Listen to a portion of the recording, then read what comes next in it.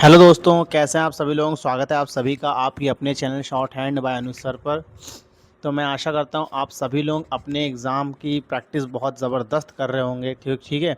अब समय आप सभी का ज़्यादा बचा नहीं है, तो आप लोग क्या करिएगा, अब बहुत ज़्यादा टफ डिक्टेशन करने की कोई ज़रूरत नहीं है, क्योंकि आपको पता है कि आखिरी समय में हमको क्या करना है, अपने आप को डिमोटिवेट नहीं करना है। इसलिए आप लोग जितना हो सके आप रामधारी खंडगुप्ता फटाफट लगा डालिए, जितनी मन चाहे उतनी लगा डालिए, लेकिन कठिन डिक्टेशन आपको नहीं करना है। हाँ, ये है जो आपके द्वारा नोट्स बनाए गए हैं शॉर्ट हैंड के, तो आप लोग लास्ट टाइम पे उसको रिवीजन जरूर कर लीजिएगा, ठीक है, क्योंकि आखिरी समय पे हमारे नोट्स ही हमारे सबसे ज़्यादा काम आते हैं। इसलिए मैं फिर भी याद दिला रहा हूँ, आपको डीमोटिवेट नहीं होना है, ठीक है। तो अगर आपने हमारी ये सीरीज़ ज्वाइन नहीं की है, तो फटाफट आप हमारी इस सीरीज़ से जुड़िए। इसमें हमारी सभी तरह की डिक्टेशन जो है बोली जा रही हैं, ठीक है। चलिए, आज ये है हमारा प्रतिलेखन संख्या 38, ठीक है। तो असली डिक्टेशन स्टार्ट होने जा रही है अगले 5 सेकंड में 80 WPM पर। तो अपने कानों में लीड लगाइए और रेडी हो जाइए।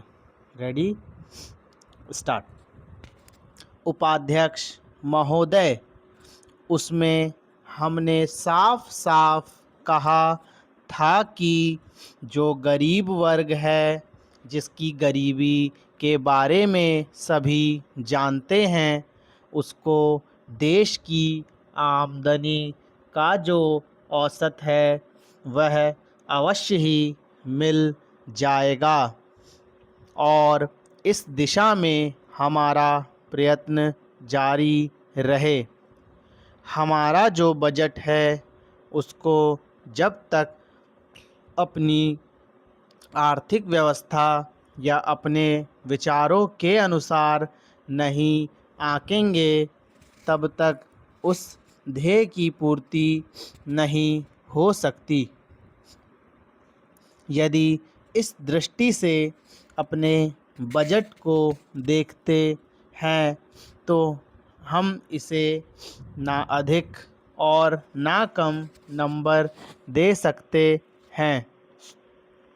मेरी प्रार्थना यह है कि सरकारी या सरकार जिन संस्थाओं को सहयोग देती है, उन्हें आदेश दिया जाए कि वे देश की उन्नति का विचार करें, परंतु खाने की पुष्टि देकर नहीं।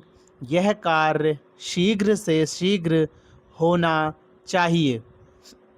इसका कारण यह है कि उच्च श्रेणी आम जनता का आदर्श होती है, और जो कुछ उच्च श्रेणी के लोग करते हैं उसकी नकल कनिष्ठ श्रेणी के लोग करते हैं।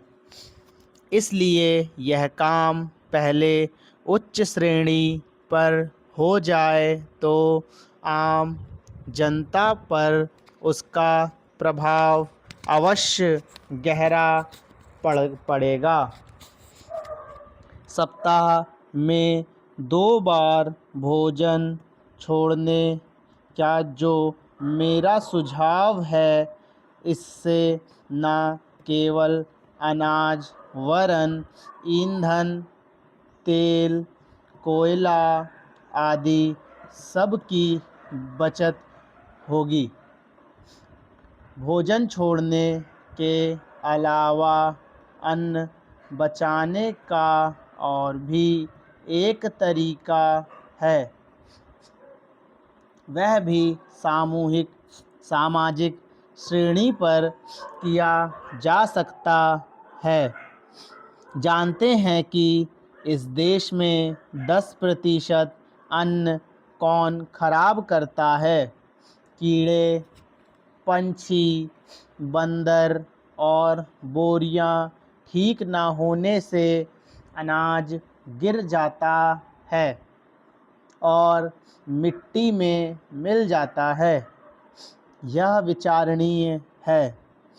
इस प्रकार 80 लाख टन बर्बाद होने वाले अन्न को बचाया जाए तो भारतवर्ष को किसी भी देश से अन्न की भिक्षा मांगने की आवश्यकता नहीं पड़ेगी। श्रीमान यह अपराध कबूतरों, बंदरों, कीड़ों आदि का नहीं है, यह अवश्य ही हमारा अपराध है।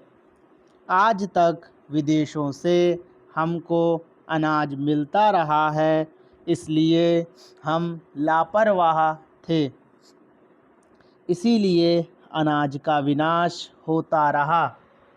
परंतु अकाल पड़ेगा जैसा कि इस वर्ष पड़ा है, तभी हम जागे तो यह ठीक नहीं है। हमें अन्न के नाश को रोकने की सतत कोशिश करनी चाहिए। उसकी बचत करना हमारा परम कर्तव्य है। यह काम हर किसान, बच्चा और युवक कर सकता है और उन्हें करना चाहिए। अन्न बचाने की समस्या केवल कानून के ज़रिए हल नहीं होगी, यह बात भी सामाजिक चेतना पर निर्भर है। धन्यवाद।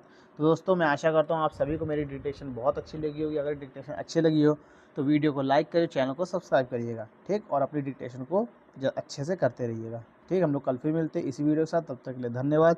जय हिंद, जय भारत।